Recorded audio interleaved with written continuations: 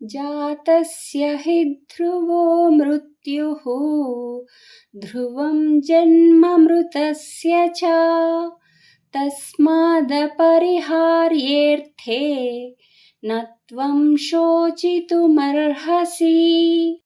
భావము: ఏలననగా పుట్టిన వానికి మరణము తప్పదు, మరణించిన వానికి పునర్జన్మ తప్పదు.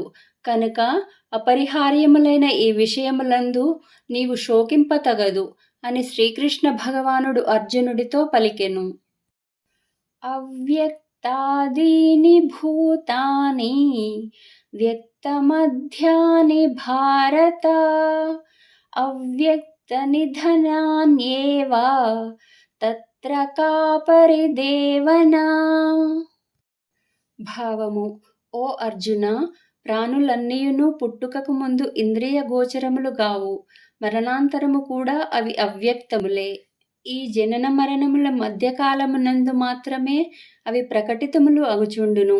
ఇట్టి స్థితిలో వాటికై పరితపించుట నిష్ప్రయోజనము అని శ్రీకృష్ణుడు అర్జునుడితో పలికెను. ఆశ్చర్యవత్ పశ్యతి కశ్చిదేనం ఆశ్చర్యవద్వదతి తథైవ చాన్యః ఆశ్చర్యవచ్చైనమన్యః శృణోతి శ్రుత్వాప్యేనం వేద న చైవ కశ్చిత్. భావము: ఎవరో ఒక మహాపురుషుడు మాత్రమే ఈ ఆత్మను ఆశ్చర్యకరమైన దానినిగా చూచును. మరి ఒక మహాత్ముడు దీని తత్వమును ఆశ్చర్యకరముగా వర్ణించును. వేరొక పురుషుడు దీనిని ఆశ్చర్యకరమైన దానినిగా వినును. ఆ విన్నవారిలో కూడా కొందరు దీనిని గూర్చి ఏమీయూ ఎరుగరు అని శ్రీకృష్ణుడు అర్జునుడితో పలికెను. దేహి నిత్యమవధ్యోయం దేహే సర్వస్య భారత తస్మాత్ సర్వాణి భూతాని నత్వం శోచితుమర్హసి.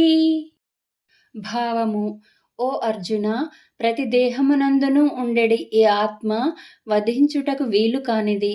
కనుక ఏ ప్రాణిని గూర్చి అయినను నీవు శోకింపతగదు అని శ్రీకృష్ణ భగవానుడు అర్జునుడితో పలికెను.